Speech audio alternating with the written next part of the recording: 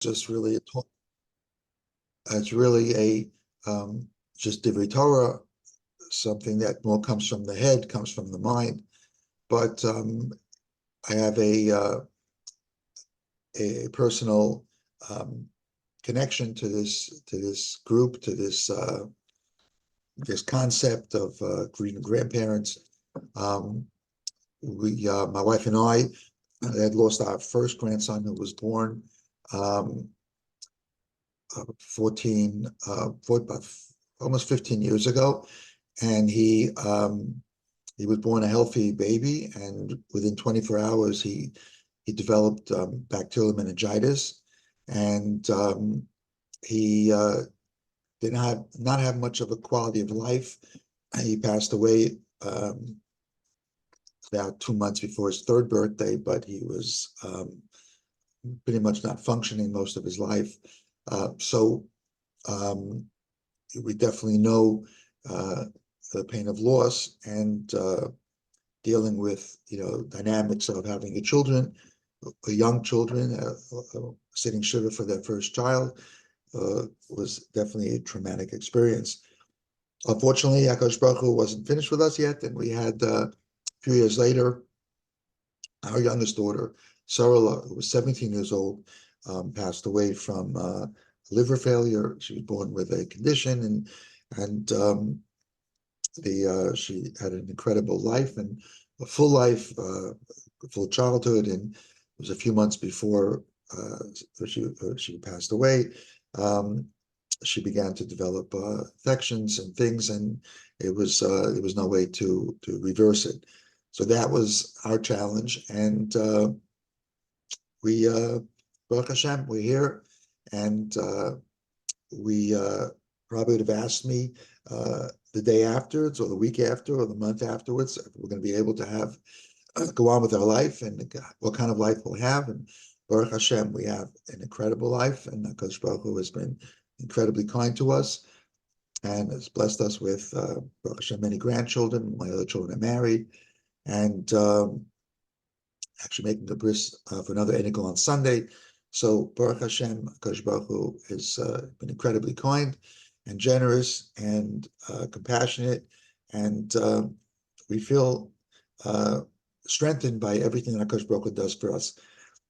Having said all that, so what are some of the thoughts that kind of generated in my heart and my mind and in our discussions and our daily life to help us get through some of these challenges that obviously all the people that are on this chat, on the Zoom call, have a similar story or a similar challenge, and maybe there's something I can offer to some divrei chizuk.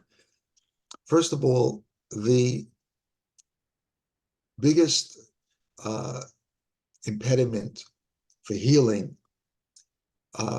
is to start believing or thinking to try why HaKadosh Baruch Hu does these things. Why did this happen to me? Why did it happen to my children? What did I do to deserve it? How bad could I have been? How bad could my children have been that HaKadosh Baruch Hu did this to me? We try to analyze and figure out what message HaKadosh Baruch Hu was sending us. Truthfully, it's not a question that we should ever be asking, because there is no answer to that question. David HaMelech himself struggled to try to understand the challenges that he went through. He also lost a child as well, and came up with an understanding that really is the fundamental of the entire Sefer Tehillim. In Kapitel Lamed Vav Perek Zayin, David HaMelech says the following words: Tzidkoscha kehare kel, umishpatecha tehom rabba. And very confusing pasuk. What is he trying to say? Says the Medrash to explain what this pasuk, what David HaMelech is telling us. Tzidkoscha kehare kel, the righteousness of HaKadosh Baruch Hu, the goodness, the righteousness of HaKadosh Baruch Hu, is something we can see from a distance. Kahariya, like a mountain that we look at a distance. When a person is standing right next to a mountain, you can't really see the top of it. You can't see the peak. the further you move away from it, the easier it is to be able to see the peak of the mountain. The righteousness of HaKadosh Baruch Hu, when HaKadosh Baruch Hu does things, good things, righteous things, special things, kind things, when HaKadosh Baruch Hu deals with us with compassion and rachamim, we really can't make much of it right away. When we travel a little bit of a distance away, a distance of time or space or years, we can begin to get a little glimpse of the top of HaKadosh Baruch Hu's rachamim. The Gemara actually tells us that with the story of Purim coming up. The Gemara asked a very strange question of why HaKadosh Baruch Hu made a decree to destroy all of the Jews at that time, allowed Haman to make a decree to destroy, kill all the Jews in 127 Medinos, 127 countries of Achashverosh's rule. And the Gemara asks this question, and the Gemara provides several answers. But what's strange is that the Gemara's question was not asked at the time. The Gemara's question is where a Rebbe is asking his students how they understood it 500 years after the story of Purim. 500 years later, the question is asked as to why HaKadosh Baruch Hu made his decree and why were they zochah to be saved. And the Gemara offers a variety of opinions, a variety of possibilities. But it's 500 years later when they first can focus and see HaKadosh Baruch Hu's righteousness. However, Mishpatecha, the home rabbi, David HaMelech says. The Medrash explains David HaMelech is saying Mishpat, HaKadosh Baruch Hu's judgment, HaKadosh Baruch Hu's din, Midas Hadin, is the home rabbi, is like the great depths of the ocean. No one has ever been able to plumb the depths of the ocean. Today we have submarines and things that can go down and look and scan the ocean floor. But no human being has ever been able to penetrate, to understand the depths of the ocean. Mishpatecha, the judgment of HaKadosh Baruch Hu, the din, the midas hadin of HaKadosh Baruch Hu, of why he does things to us that cause us incredible amount of pain and challenges, that is the home rabbi. We'll never be able to understand it, no matter how many years later. The depth is too great. Mishpatecha, the home rabbi. And so focusing on HaKadosh Baruch Hu, why, and why me, and why this, and why did it happen, and is not something that we should be asking because we could live, Yemei Mr. Shelach, we could live close to 1,000 years, and we'll never be able to plumb the depths of HaKadosh Baruch Hu's mishpat. So therefore, that's not the approach we take. So what is the approach we take? The approach we take, I think, is an important fundamental lesson that when someone passes on, death is only a figment of our imagination. Death is only something that is removed from our sight, from our feelings, from our five senses. But the neshama of that person lives on in an incredible way. We read this past week about Moshe Rabbeinu talks about the story of Klal Yisrael with the Chet HaEgel. When Klal Yisrael sinned, so Moshe came down with the luchos, the tablets, and he dropped it in anger, frustration, and the luchos broke and shattered into pieces. In Parshas Ekev, when Moshe Rabbeinu reminds Klal Yisrael about the Chet HaEgel, he said the very strange words that Moshe HaMelech tells them. And he tells them, you know what happened? When that happened years ago, this is the end before Moshe leaves this world. He's going over the history of Klal Yisrael in the Midbar. And he tells them reminds him of the Chet HaEgel. And he says, when I broke the luchos, Ashabil Leinehem, I broke it in front of your eyes. In front of your eyes. What does that mean? Of course he broke it. The whole idea was to break it, that Klal Yisrael should see and be shocked into waking them up into what they did, the gravity of their sin. So of course he did it in front of Bnei Yisrael. That was the whole purpose. So what is Moshe Rabbeinu saying? I broke it leinehem, in front of their eyes. The Imrei Emes, the Ger Rebbe, had an incredible insight into these words of Moshe Rabbeinu. And really, he said this over in the following scenario, the following story that took place. There was a young teenage boy who grew up in the community of Ger. His father and grandfather were Gabayim, were attendees of the Ger Rebbe. A large family, hundreds of relatives, a beautiful life growing up until the age of 15. And the Nazis, Yimach Shemo, came in, took everybody away. And after several years, from camp to camp, labor camp to concentration camp, he came out, the war ended, and he came out, he was the only surviving member of his family, of over 900 relatives, the only surviving member, and the only surviving member of his little shtetl. And he came to Eretz Yisrael, he was 22 years old, and he threw away all Yiddishkeit. He didn't want to ever hear the word of God again, the name of God. No tefillin, no Shabbos, no Yom Kippur, no kashrus, nothing. And someone came to tell the Ger Rebbe about this young man who is filled with such hate, such anger from a family that was so close to the Rebbe and his father. And he asked to see the young man. The first, the young man wouldn't refuse to come. And finally, one day, many months later, the young man just decided, and he came into the home of the Rebbe. And the Rebbe recognized him right away. And the Rebbe was quiet, didn't say anything to him. And the young man says, Rebbe, do you know why I can never, ever come back, never come into a shul, never come back to a Shabbos, to a Yom Tov?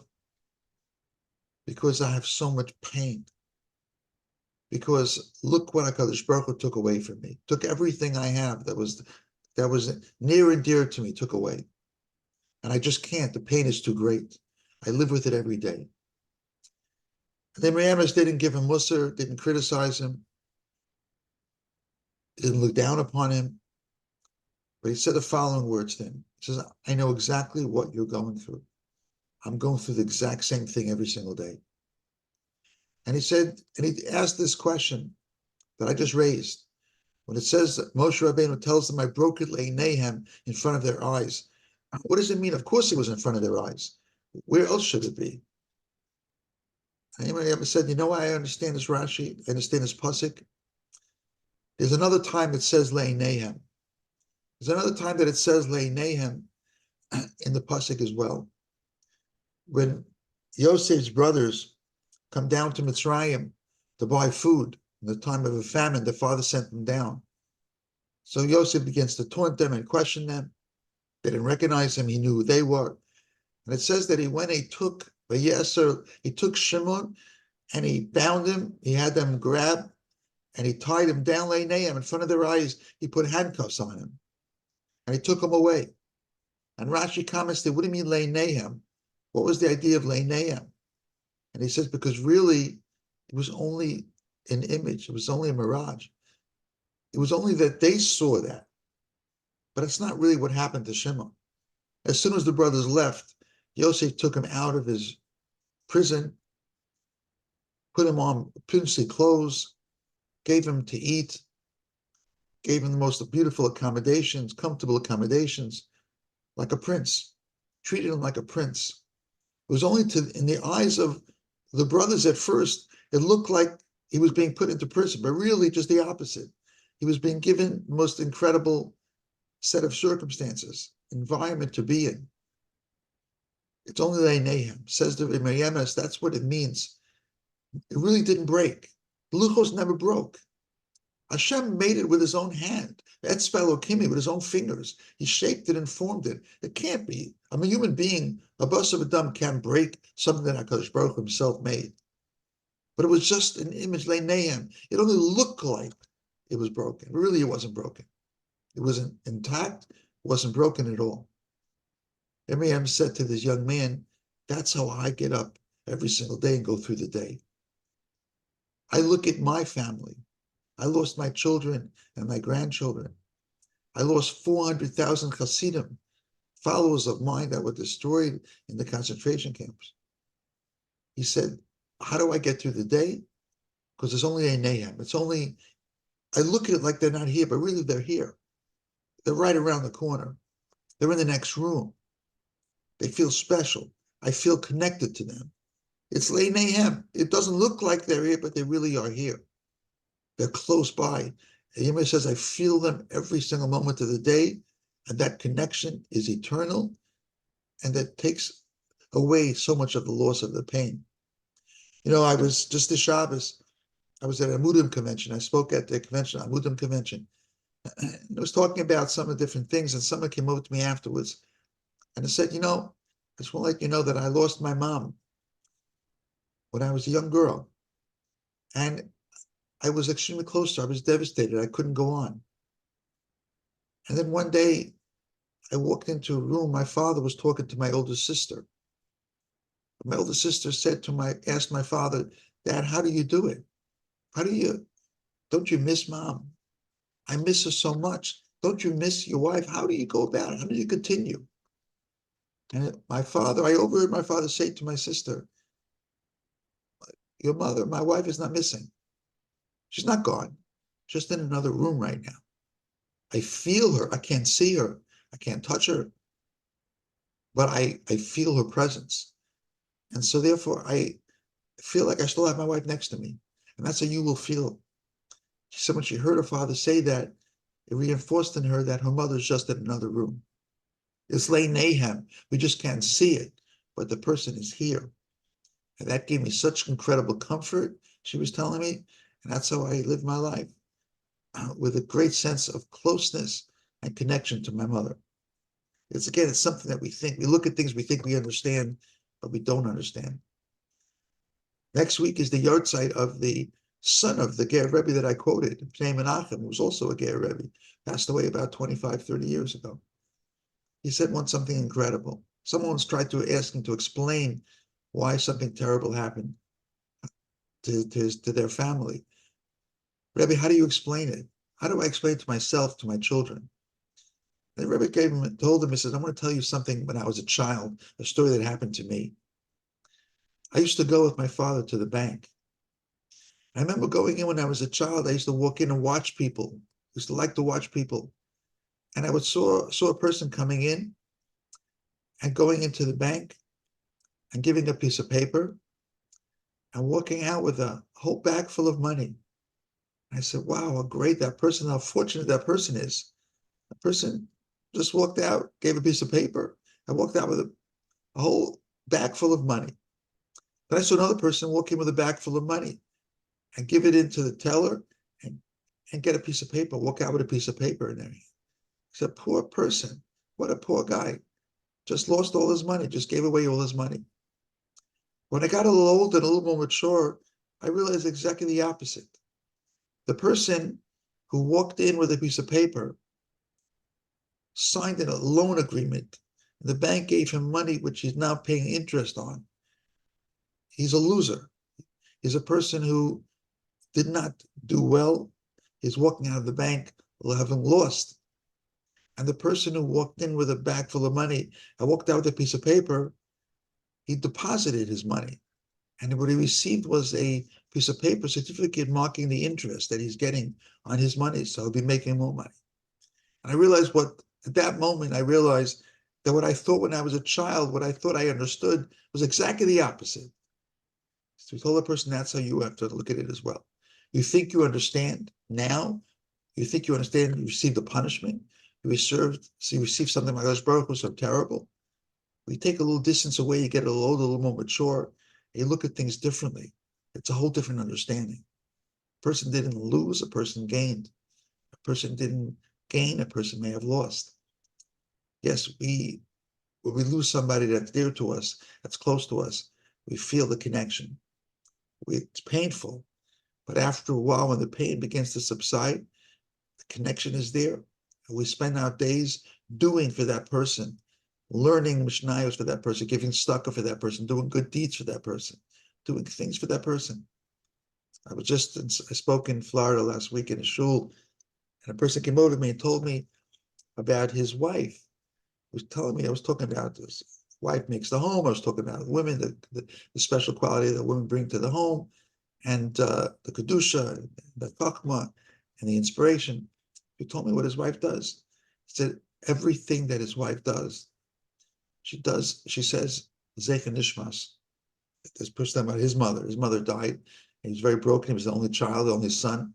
He says, my wife lights candles, and she says out loud, Zecher Nishmas, my mother-in-law. My wife found something in the street, and she saw a name on it. She went and returned it to the neighbor and said, I'm returning doing this mitzvah, Shabbos Aveitel Zecher Nishmas, my mother. This is everything that she does. She connects to that person, with skusim for that person that's no longer here, who can't do for themselves. There is no greater way to get over it. Be able to go ahead to connect with someone who's not here by doing things for them, giving them an aliyas neshama, which is an incredible opportunity that we have. It's something we should do every single moment of the day. And that's really what the concept of what HaKadosh Baruch Hu gave us in the idea of the luchos. Because what the HaKadosh Baruch Hu did by breaking the luchos, HaKadosh Baruch Hu gave Moshe the second luchos. And the concept was, the Mepharshim explained, that HaKadosh Baruch Hu said that sometimes HaKadosh Baruch Hu gives us things at first that gets to be broken. And our job is to pick up the pieces and put it back together and make a luchos shnios. Sometimes it takes a lot to put together, to rebuild something, to put together something that's broken, especially when it's an neshama, especially when its heart is broken. But there's an opportunity for every single person to rebuild, build on it, and to rebuild us, make a second luchos, to do something that's considered special. We just don't understand HaKadosh Baruch Hu's ways. In 2007, a great tzaddik in Yerushalayim, Moshe Halberstam, a famous posek, passed away, lived in Meah Shearim. And he died, unfortunately, at a young age. He was an incredible scholar at Talmud Chacham, wrote many Sfarim. He once shared something absolutely fascinating. Absolutely fascinating. I thought about it thousands of times. And he told me that when he was a young child, right before 1948, he lived in the old city. And we know what happened. The Jordanians took over, and the Jews there had to surrender and were forced into exile to leave the old city of Yerushalayim, and didn't come back until 1967. But there was an older person, an old Makubal there, an old Kabbalistic person who was a sixth generation Yerushalmi. And he was hard for him to move around. And he was a young fella, so Moshe Halberstam, and he helped him move, he helped carry him, he helped him get through, and allowed him to be able to save his life and to be able to go into exile as well, outside the old city of Yerushalayim. So the person wanted to say to this young Moshe Halberstam, I want to do something for you special. I'm going to tell you something that very few people know, that I heard from my Rebbe, you heard from his Rebbe, straight from the Vilna Gaon. A great Kabbalistic insight. He said that we know there was an individual called the Ger Tzedek. At the time of the Vilna Gaon, he was a person who was born to an aristocratic Polish family who was being trained to become a priest in the church. He went to Mass every day. He was a devout Christian. His family was many generations of devout Christians. And he was being groomed to become a priest in the church. But somehow he began to study, and he began to understand that he had a special neshama, and he began to connect that only Torah's Moshe is accurate, is truth. And he was converted, and he ran away based on the Vilna Gaon's instructions, and he was caught 7 months later, and he was burnt at the stake in Vilna at the church, refused to denounce Yiddishkeit.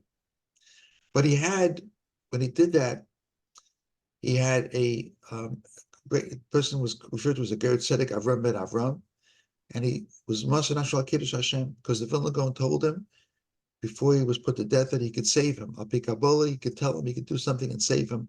He says, no, that's what my tafkid is. That's what I'm going to do. And he was an incredibly special person. And the Vilna Gaon insisted that he be buried in the holiest part of the cemetery in Vilna, and the Vilna Gaon reserved the spot for himself right next to him. That's to this day, they're buried side by side. So what's interesting is what this Makubal told Moshe Halberstam, that the Ger Tzedek, the time that he recognized HaKadosh Baruch Hu, and became a full-fledged Jew. He was Magayer, had bris milah, utfilah. He only lived 3 years before he was caught and burnt at the stake by the church. And they came to the Vilna Gaon in a dream after he was killed. They told the Vilna Gaon that he was the Gilgul Neshama of Avram Avinu. That Avram Avinu, as we know, was born and for 3 years was Oved Avodah Zarah as a son of Terah. And only at the age of 3, according to one opinion, did Avram begin to believe in HaKadosh Baruch Hu and turn the world upside down, become the children of Avram Avinu. He said that that period of time that the Ger Tzedek came to him in the Vilna Gaon and told him in the dream, those 3 years that I existed as a Jew, I was a Gilgul. I came back to this world because Avram Avinu had the first 3 years of his life before he recognized that HaKadosh Baruch Hu was Oved Avodah Zarah. And HaKadosh Baruch Hu wanted to give Avram that perfect record. So I came back for 3 years to have 3 years of service to HaKadosh Baruch Hu, and that would be the 3 years that Avram Avinu didn't have at the beginning of his life. When he was put to death, it was a tragedy beyond tragedy. Klal Yisrael mourned. We mourn to this day. However, when we begin to study, begin to understand how many things have ramifications, the Dori Doros for generations, to understand whatever we do, whatever we say, whatever we do, whatever we learn, however we daven, whatever we do, Chana Chesed that we do, has incredible ramifications for generations. And therefore, when we look at something, someone passed away young, tragedy, yes, it's painful, the loss is felt every single day, but the opportunities that presents itself to those who continue our legacy, continue what we do, what we have started, is something that is extremely important. It's something that we have to keep on continuing to do, not to give up, and be able to continue to be able to do what we can if we understand what HaKadosh Baruch Hu wants from us. We can think about it. We can't live our lives based on that, but we can think about it and try to understand. Very good, dear friend of mine grew up in Monsey. His father was a neighbor of the Ribnitzer Rebbe, the famed Tzaddik Ribnitzer Rebbe. And his father would take care of the Rebbe and every single day go for a walk with him. He needed a little exercise, would walk with him. One time, they were taking a walk. The Rebbe was already well into his 80s. And while walking, he tripped and he fell on his face. And his person escorting him was horrified. He quickly bent down to pick up the Rebbe. The Rebbe said, "No, don't pick me up. What point is it? What's the benefit of me to fall and not know why I fell? So what's the point of falling and now helping me get up without understanding why I fell? I first want to understand why I fell. Then I'll understand what it is to do and how I was able to get up. This is the understanding. Look at this, our lives. Look at the lives of the challenges that we have. We say that at the end of the day, fell, we have to understand why we fell. We understand that HaKadosh Baruch Hu did something to us. Yes, we have to understand. We can't say we know, and we can't live our lives based on that, because we really don't know why HaKadosh Baruch Hu does things, but we have a good sense of feeling that HaKadosh Baruch Hu is making it easier for us to be able to concentrate, to focus, to do what we have to do, to be able to continue our responsibility in this world. The idea of Purim is that very message. To understand that HaKadosh Baruch Hu sends challenges our way, and we have to take it and learn from it and appreciate HaKadosh Baruch Hu's chesed. You know, we're going through the most horrific war. Those who remember the Yom Kippur War don't remember anything like this. The length of it, the brutality of it, the loss of life. It's horrific what we're living through, what Klal Yisrael has to live through. But at the same time, we have a sense and understanding, a depth of understanding that HaKadosh Baruch Hu does for a purpose, for a reason, and there's a message in it for us. And what is the message for us? So the Gemara asks the same question by Megillah, by Purim. There's a message for us. What's the message for us? It's interesting. Moshe Achashverosh is always mentioned. If you look at his name mentioned throughout the Megillah, it always has a vav with his in his word, in the spelling of his name. There's a vav, except for one time, At the end of the Megillah, Achashverosh is mentioned without above, and the question begs why? Why are we changing the spelling of Achashverosh at the last time in the Megillah? And the explanation many people give is to understand that Achashverosh saw many miracles in his life. HaKadosh Baruch Hu made it that Achashverosh should see miracles. He saw a miracle. Medrash says when Esther came to his thing, she stretched out her hand stretched out all the way. She saw that when Achashverosh saw when he was sleeping and he couldn't sleep and he was reading me the books of what happened and kept on coming back, the same thing again and again, to the fact that Mordecai had saved him, had solved the plot that was out to kill him, and that he did so, that this was what he had done, this is what he accomplished. And all that, he saw all of those things. But at the end of the Megillah, at the end of the story, Achashverosh remains the same Achashverosh. No change. Same Achashverosh, the same Avodah Zarah, the same Achashverosh. So the letter is taking the letter out of this because he doesn't deserve to have his full letter, his full name, because entire perspective, so many opportunities he had to see the Yad Hashem, to see Nisim Galuyim, to do something different. But it was the same Achashverosh from the beginning of the Megillah Esther till the end. There's no change. After that, took a letter away from him. Akash Baruch Hu gave us each a very difficult challenge. Some earlier, some later, some smaller, some bigger, but each of us have an incredible challenge. And the only understanding to get through those challenges are to appreciate what HaKadosh Baruch Hu does for us, all the good that he does for us, how much wonderful things that we have, how many great things that we have that HaKadosh Baruch Hu does for us. That gives us a tremendous sense of appreciation and relief, that we value what HaKadosh Baruch Hu does, what HaKadosh Baruch Hu did for us, to understand the situation, to look at it and say, HaKadosh Baruch Hu, look at all the miracles, look what we're going through the war today. There's not a day that doesn't go by that there are miracles that most of us wouldn't even know about, but the ones that we know about. In the last 24 hours, 3 missiles went into a building. The building was occupied 1 hour before. When the missiles hit the building, there wasn't one person in the building. No one got injured. There was a person working in a chicken coop, and a missile hit the chicken coop, but the man had gone out literally 2 seconds before to retrieve something. 2 seconds before he felt the shaking of the missile when it hit, when the anti-tank missile hit. Miracles take place every moment of the day. We just have to open our eyes to see them. And that's our responsibility. We go through these challenges to look at the Yad Hashem. Let's look for the goodness in HaKadosh Baruch Hu's action. Let's look for the goodness in what HaKadosh Baruch Hu does, for his chesed, for his kindness. This is what HaKadosh Baruch Hu wants us to do. And with that, we're able to go ahead and get stronger and get better. But we understand what our tafkid is. If we were floating around, we wouldn't know what Hashem wants from us. It's very painful to go on. But if HaKadosh Baruch Hu, we have a mission, we have a plan, we have understand, this is going to be here, this is going to be there, this is what we have to do, this is our goal, this is where our attention, what we plan on doing, and that is all coming together. That is no greater simcha than that. That we're able to go ahead and have a unified position, be able to come in to help Klal Yisrael.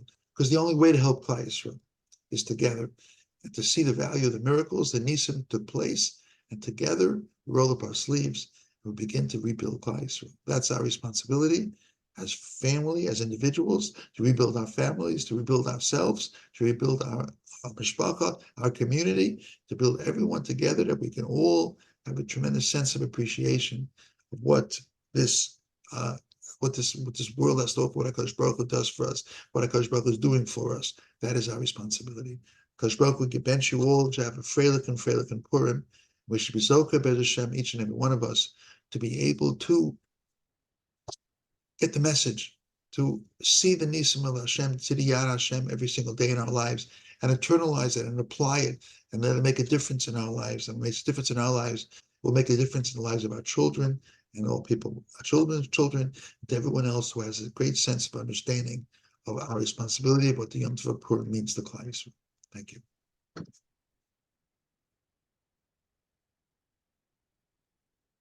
Thank you very much, Rabbi Ginsburg. Much, much appreciated. I know Rabbi Ginsburg is someone who's very, very busy and very sought after, and we just got a glimpse of why that is. And so we really greatly appreciate him taking the time to share with us some divrei chizuk and some personal anecdotes.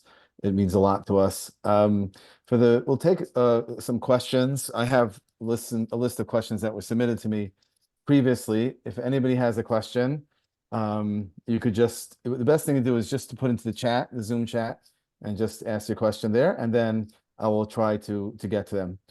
I'll take this opportunity to give a little more of an introduction. First of all, just about myself, I'm a licensed clinical social worker. I'm based in the 5 towns.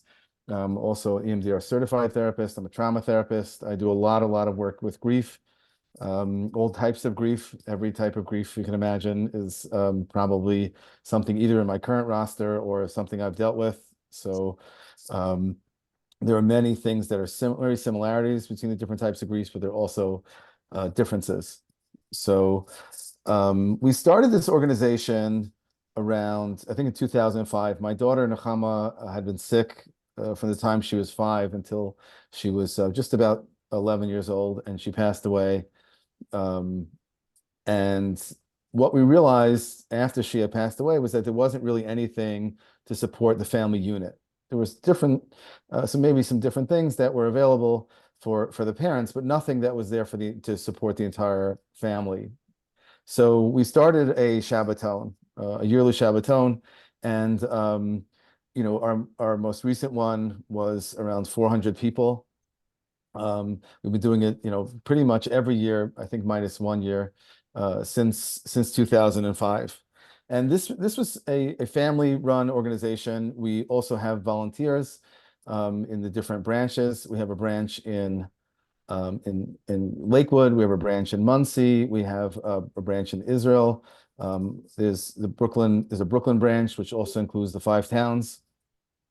So, and now we actually just started a few weeks ago a branch in Cleveland. So we're really looking to help support people who have suffered from child loss, in all the different parts of the U.S.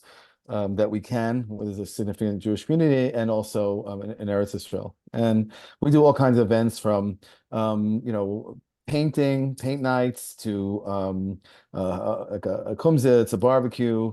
There is we did sushi making. We do all kinds of events like that. We had art therapy. We did guided meditation. We're doing a sister Shabbaton, a teen girl Shabbaton in the 5 towns coming up in the I think it's the end of March.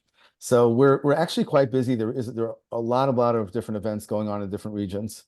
And this is as a family-run organization, together with our selfless and amazing regional ambassadors, we have been involved in this organization over the last 5 years in a much more significant way.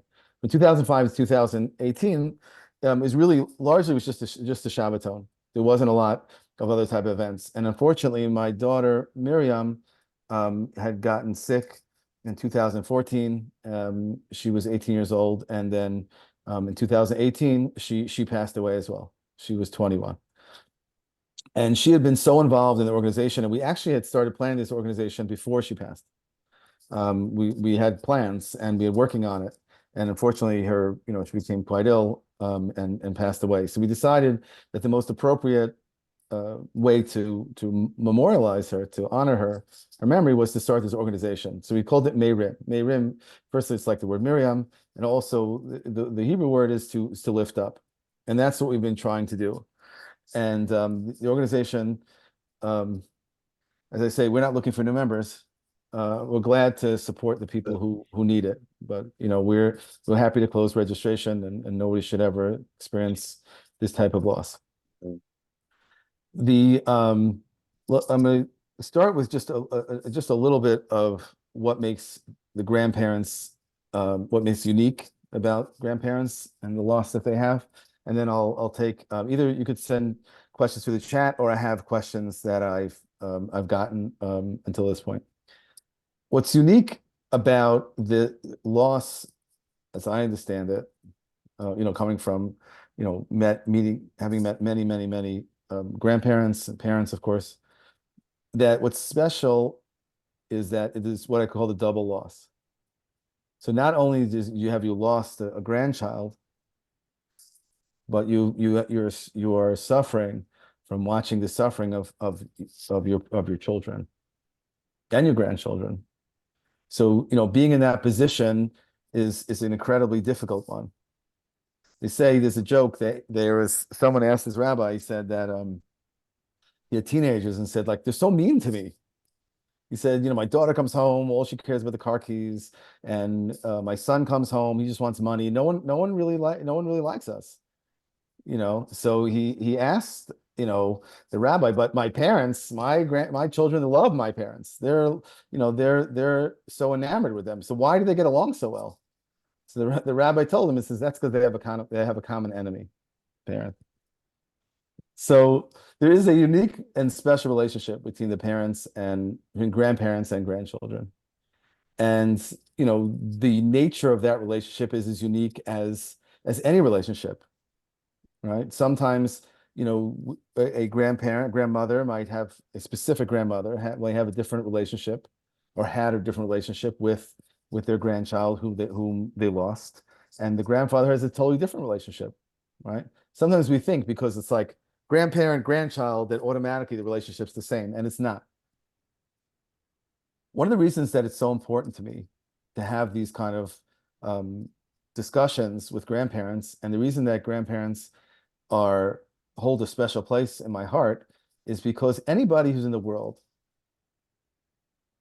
where people don't really recognize and acknowledge what their loss is, the pain they were going through, is something that I find a special place in my heart for. There's a lot of attention, and I'm not saying it's inappropriate, it's appropriate. They need that. There's a lot of attention, and everybody understands that the parents have suffered a loss of their child, and the world sort of understands that to a degree, which is the source of a different discussion. The grandparents kind of just get lost in the shuffle, right? How many people here get a call on their grandchild's yard site? How many people does somebody reach out to them like, hey, how you doing? How's it going? What are you experiencing? And because of that, it's very sad that people who have lost so much, everybody here has lost a world. The entire world has been lost to them. And yet the world, the people, whether it be in their immediate family, and as you go further out to to the community, extended family, the clergy, everyone, aren't necessarily recognizing the incredible loss that has been suffered by everybody here. And because of that, it was important to us to take the opportunity to, at a minimum, just to acknowledge, like, this is big. This is rough. So I'm going to start with the first question. Rick Ginsburg, anytime if you want to, give any, respond in any way, feel free to let me know. The first question I got was interesting, was about a topic that comes up a lot, which is about guilt. Guilt is almost a universal emotion that happens when there's been some kind of loss. And that's true of almost any type of loss. It's especially true when there's a loss of a grandchild. And it's especially true, or it can be especially true depending on the type of losses. Some losses tend to evoke more guilt than other type of losses. Losses of overdose or suicide, there tends to be even more, I would say, questions or conflict around feelings of guilt. And the feelings of guilt sometimes look like, I didn't do enough. I should have done more. Maybe it's about, I didn't get to know my grandchild as much as I wish I did, or I wasn't as close to my grandchild as I wish I were. It might be, hey, some people feel guilt just because I'm not suffering as much as I think I should be. I've had this loss, and I thought it would be much harder for me than it is. And in some ways it's like, why am I not falling apart? Why am I not, suffering more? And sometimes it's, it was a baby, so they didn't have, the relationship because the child didn't live for very long, right? They might feel bad for the suffering of the child, right? That's also something that comes into play. And this particular question is about but the actual loss, they have all these mixed feelings. Okay. And my response to that is, I have a universal approach to guilt. I never try to talk to anybody out of it. I haven't found it to be successful.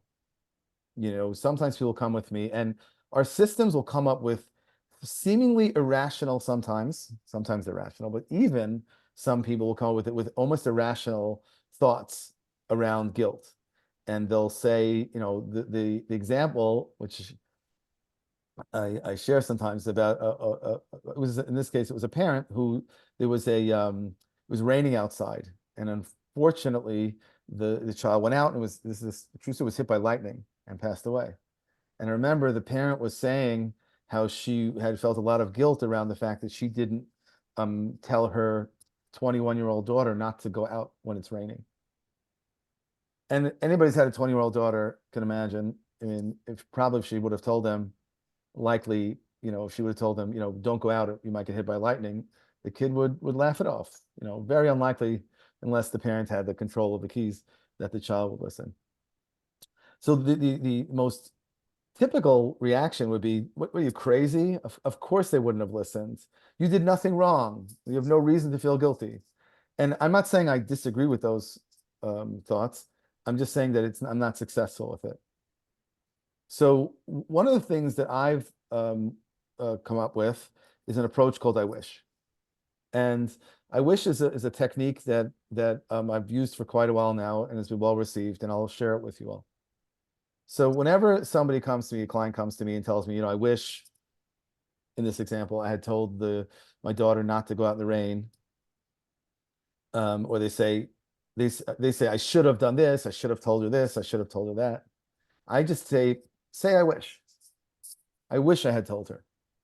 And I wish she had listened, and I wish she'd be with me now.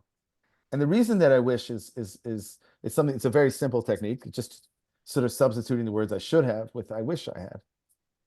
And the reason that is because what's lost, and the reason that I think when people say I should have, and you say, well, you're crazy, is because what's lost in that is love. Guilt often is just an expression of love.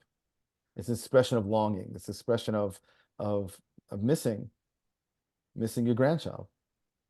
So if you say, I wish she would have been here, first of all, it's true. You do wish, and so do I. And I wish she would have told her, and I wish she would have listened, and I wish she would be alive.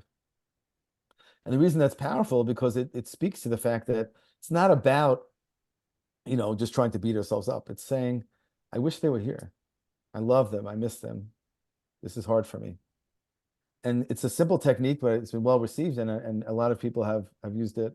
So I think the first thing to recognize is about, is to try that technique. That's the first thing I always recommend. And in addition to that, the challenges that you have with losses can be different for, let's say, for a baby versus an older child. And part of that is because you have more memories, right? You have more memories with a child who's older than with a baby, right?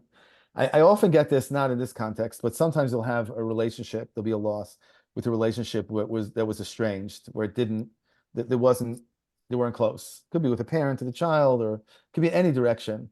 And they'll say, we weren't close, or we didn't talk. And there's a misconception that people believe that type of loss is easier than the loss of someone who you were close to. Or that some people will say, well, the loss of a baby is probably easier because you didn't have so many memories. Whereas an adult child is different, because at least you had all these memories, right? And that's one way to look at it. Or an adult child is different because you didn't get so close, because you didn't get so close with the baby, whereas as adult child, you got too close, and you're mourning that relationship.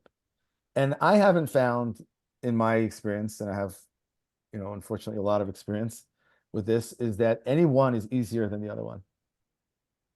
Loss is hard. Every type of loss is hard. People will ask me, like, okay, which do you think is worse? This type of loss, number one or number two? And I always say, if you're going to give me a choice, I take choice three. I say neither. I don't want any of those. I don't want anybody here to have suffered any type of losses. They're all terrible. They're all hard.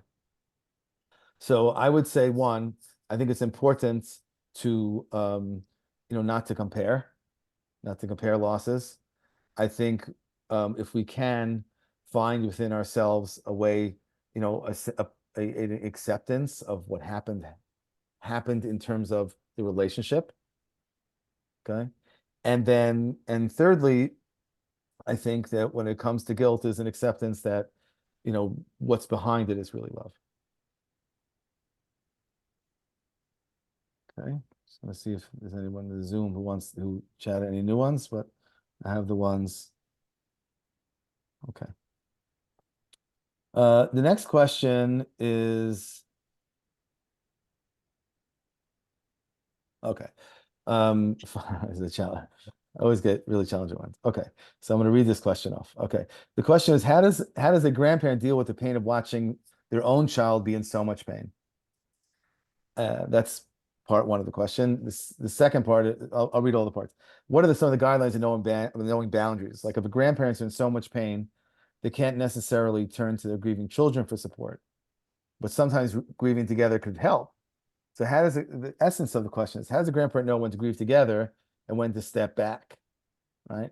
How do we know, how to accomplish that? So this is one thing I could say is there are interesting parallels between, let's say, between the grandparent who are suffered a loss of their grandchild and their interaction with the parents of their children, who is the parent of the deceased grandchild, right? So you basically have two generations. So you have the grandparent with the parent and the parent with the siblings. So there are a lot of parallels, right? These are questions we get all the time. As parents, whether we're grandparents or parents, wanting to protect our children is just, it's something built into us. And just like wanting to please our parents is often something built into us. And there are all different psychological and spiritual reasons for that. And what I find is that, the challenges are sort of twofold. One challenge is that we're trying to manage our own pain. And in addition to trying to manage our own pain, we're trying to help to manage the pain of people we love. And that might be other, grandchildren.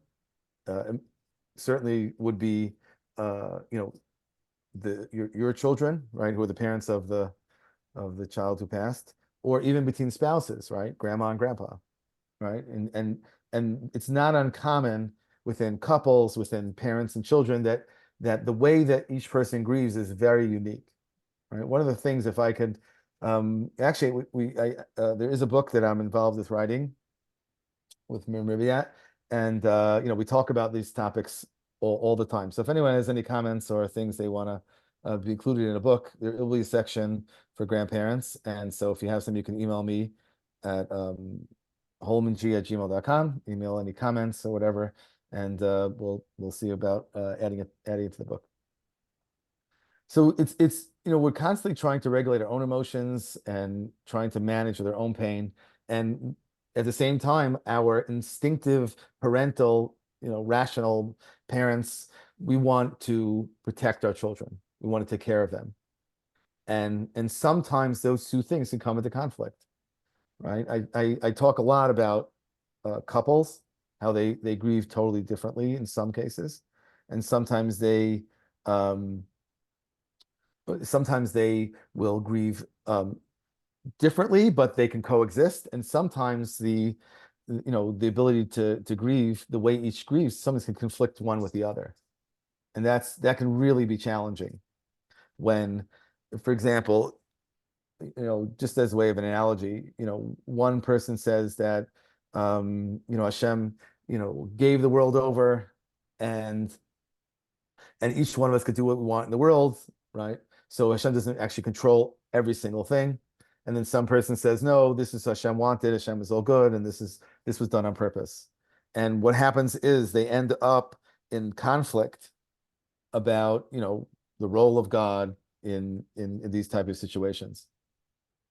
And the reason it's really challenging is because what happens is that when people are able to recognize that I grieve my way and you grieve your way, and if we could accept that and acknowledge that, then it leads usually to giving space to one to the other, And even though we're, in some cases, we could polar opposites, but it's okay. As long as we allow ourselves to grieve the way we're grieving and our partner to grieve the way they're grieving, so then there can be healing in that. When we try to enforce our style of grieving onto our partner as one case, and they try to enforce that their way of grieving onto us, that's where it can become tricky. And that exists not just in couples, that exists between parents and children. And you see it between the grandparents and the parents. We'll call the parents in this case the parents of the child who passed away. So we'll call them the parents. Just use that word. So the grandparents, the parents, that's one level, and that can happen. And then it can happen also from the parents to the siblings of the child who was nifter. And those type of things really can, unfortunately, make life difficult. It can make an already very painful, very stressful time even more difficult because there's no space to grieve. There's no space to um, there's nothing they could do with the pain because there just is this conflict. So I think what happens is, what I find, if we really want, if as parents, grandparents, we want to help our children heal, sometimes giving them space and going with their flow can be more effective and more powerful than trying to impose on them to grieve a certain way. So I'll give an example. So I had a parent, grandparent, we'll call him grandparent, right? We'll refer to you, even though you're also a parent. But the grandparents called up and they said, how do I force my daughter? She just lost her child. How do I force her to go to therapy? And I said, they called me off guard. It wasn't like an appointment, they just called me off guard. And I said, I could talk to you now for a few minutes, or I could be calling back later. And they said, no, I want the short answer. So the short answer is don't. you know, if if your child has lost their own child, and you can say to them something like, they say the best parents and in-laws are the ones who keep their mouth shut and their wallets open. So they say, you can offer to them, here, I'll help you pay, I'll help babysit, I'll whatever. You can offer to them, I'm here to help you, I'm here to support you whenever way you need. Trying to force them to go down a certain path is likely gonna not help them, not help you, and it's likely not going to help the relationship.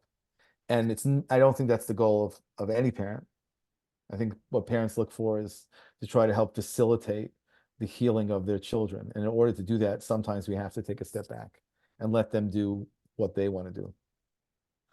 The second thing that I hear about, and I hear this from parents about the grandparents quite often, or too often, unfortunately, and that is that everybody here who has a child who's suffered the loss of their child, they are, they're obviously going through a lot. They're going through a pain that's unimaginable. They're going through a pain that people who haven't experienced the loss cannot understand. And what happens is, as they're going through this pain, they're trying to manage themselves. So sometimes what will happen is they will say that some parents, and I'm sure it's nobody here, but sometimes those parents will look to their child to support them, or to talk about it because they need to talk about it. And that's not unnatural to want to talk about it, because here, who else can you talk to about it?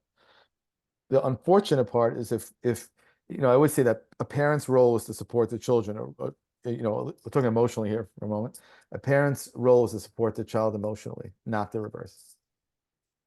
So if it's therapeutic to talk to your kids about their loss, then I think that's something I would encourage. And if it's not therapeutic for them, then I would discourage it. So I think you're looking from, it's like when you go to visit someone in the hospital. The idea is to go with the flow of the person who's in the hospital. So if you see they're like kind of closing their eyes, they're nodding, get up and say, hey, I just came for a few minutes, get up and leave. Like, look for clues. They will tell you. If you're interested and you're looking for clues, your own children will tell you what they need most of the time. There's no absolutes, but most of the time they will tell you, um, they will tell you about what they need. They will give you clues, they'll say it directly. And if we're listening and if our ears are open, we will be able to cue into those clues and also have a better understanding. But I think, I think we all have to find space in our lives to grieve, right? But that space doesn't have to include your own children if it's not helpful for them, right? Now, I hear it the other way around, and this is challenging, right? Because every person here is suffering, and we all want to be there for our children, but it can become complex. And I hear the way around. Someone will say, the child will, they lost their kid, they want to talk to the grandparent about it, or they want to hear stories. Which stories are usually pretty good. Most parents who had a loss, if you'll tell them a story that happened with their child, they're pretty interested. And I will hear sometimes, my parents don't want to talk about it, they pretend they never lived. And that could also be hurtful. So I think, the overall clue I want to give is just go with the flow. They're going to let you know, and maybe not and if they don't let you know, you might say, what do you need? Right? Instead of just say, what do you need? Tell me what you need. I'm here for you. And you don't have to tell me now, but I just want you to know, I know you're in pain. It hurts me that you're in pain. Let me know what you need. And they may say, I need you to give me space. Okay? Or they may say, no, I need you to pretend, not to pretend like my child never existed. I need you to tell me stories. So it's very challenging. It's going to be very challenging at times. And then the question is, so what do we do with that? Right now, our child, they're getting the support. How do we support ourselves? How do we manage with the pain that we're going through? And I say I don't mean me because I'm not a grandparent, but I mean the group here, right? I'm certainly not pretending to know what it's like to be a grandparent. I'm just saying, we as the collective group. So, one of the things you could do is just try to find other spaces to grieve, right? If you and your spouse are on the same page and you could talk about it, it's amazing. If you're not, find some friends. If you're not, look for a group of, find a therapist or look for a group of other similarly, bereaved grandparents, right? Or might be talking to friends or extended family. Like find people within your circle, within your collective circle, right? There's different levels. We call them concentric circles. There's different circles. Find people within the circles to help you, to support you, because everybody here deserves support as much as anyone else, right? There's nobody here who doesn't deserve to get supported. It doesn't deserve to have people in their lives who can be there for them. You all deserve that. The challenge is that unfortunately that sometimes we have to be careful and conscious about that person necessarily being, our children, right? And this guidance that I'm giving here is not dissimilar to the guidance I give to parents about their own children, who are who are bereaved siblings, right? This is a lot of similar guidance, even though there are aspects that are different. Somebody asked if I offer group Zoom meetings for grandparents. We don't have that currently. If, in theory, if there were enough, if there was enough people who were committed to it, then maybe we could. I don't really necessarily have, we don't have anything going right now like that. But if there's enough people interested and somebody wants to help organize it a little bit, we might be able to put that together. Which would, might be worthwhile, right? If there's enough people, then it's worthwhile. There was another question here about simchas. How do you handle simchas? Okay, so I'll give a little bit of. We're just going to do another few questions, and then we'll break. Simchas is a topic that I talk about quite a bit. It comes up very often. I think that, someone they asked the question, part of the question was, do the neshamas of children come to a simcha? So that would be a question you could email Rabbi Ginsburg or ask your local rabbi. I couldn't necessarily answer that. And I don't know, I don't know exactly, how to respond to that. I have my own personal thoughts, but I don't know if it's helpful for the crew. So, definitely would reach out to Rabbi about that. As far as simchas I think simchas are hard. I think, I constantly draw parallels between a simcha and Yom Tif because they're both family focused time.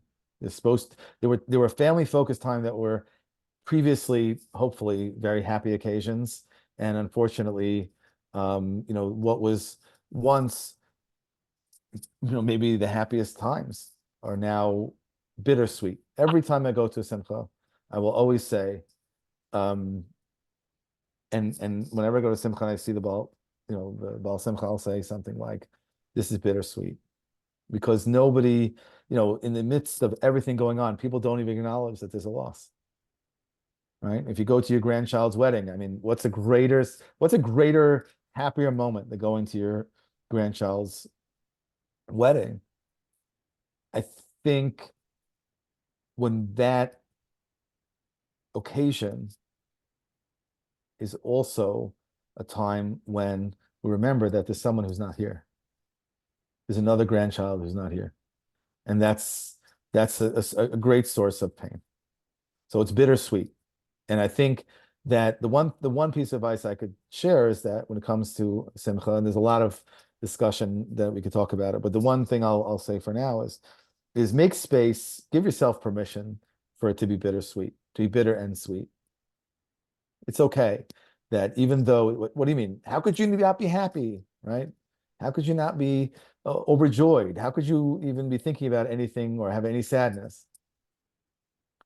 And if we do that, we rob ourselves of our feelings, and it ends up making it. Many times it can make it like we won't even enjoy the simcha, we won't even enjoy the wedding, we won't enjoy the bar mitzvah because there's this gnawing part of us that's sad.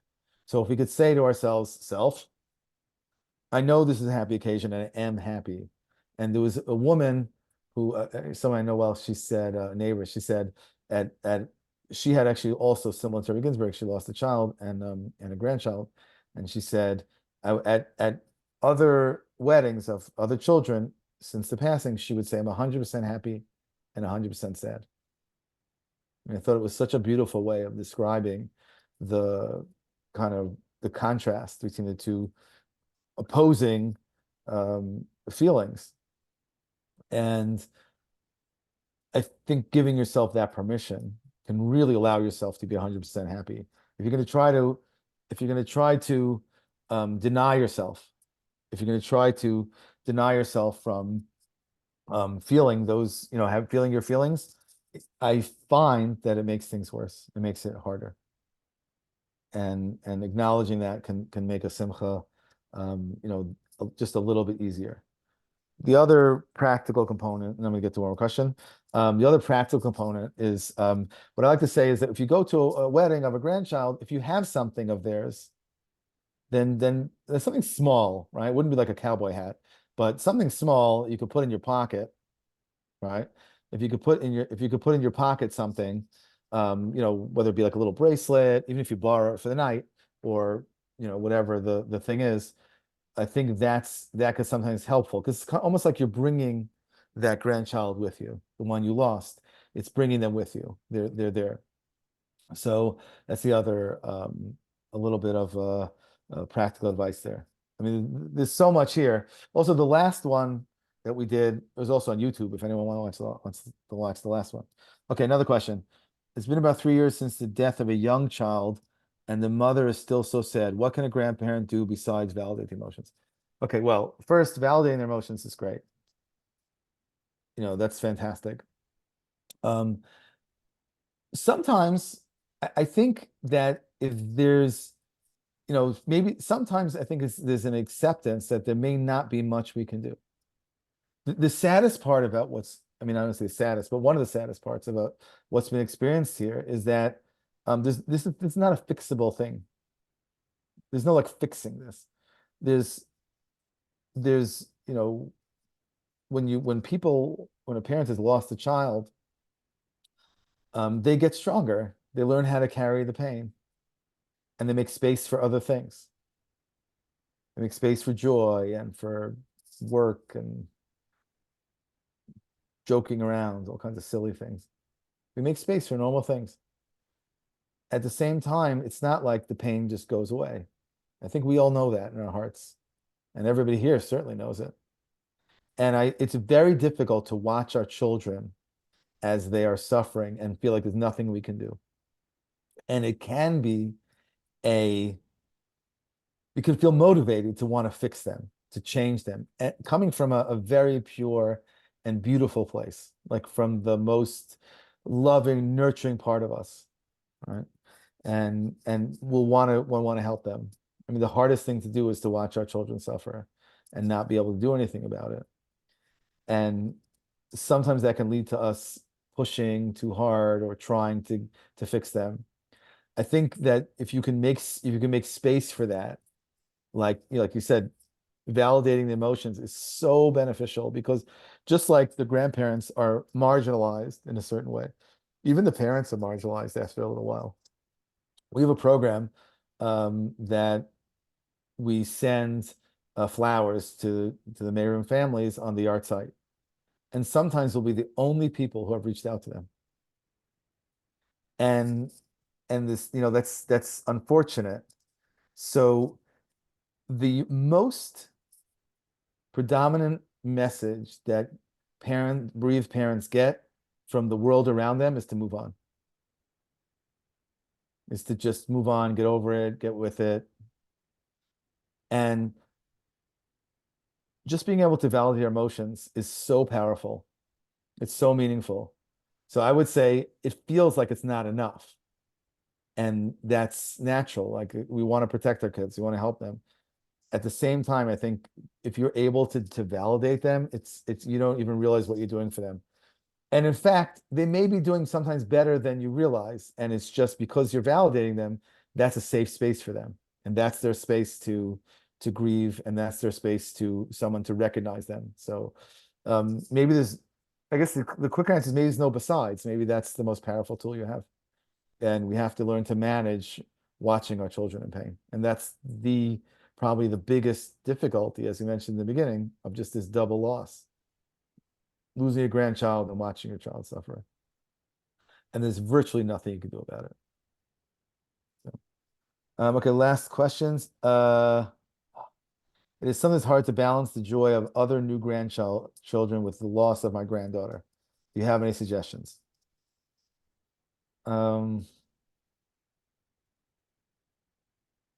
Well, not entirely certain about the question. So if you want to type more or just speak up. So I think the one is to take the comments that I said earlier about, allowing yourself to be 100% happy and 100% sad at the same time.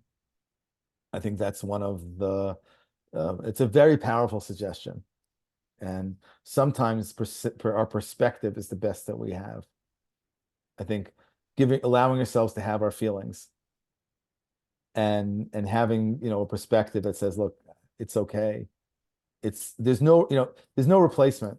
So it's just two different things. When I'm with this grandchild or these grandchildren, it's amazing.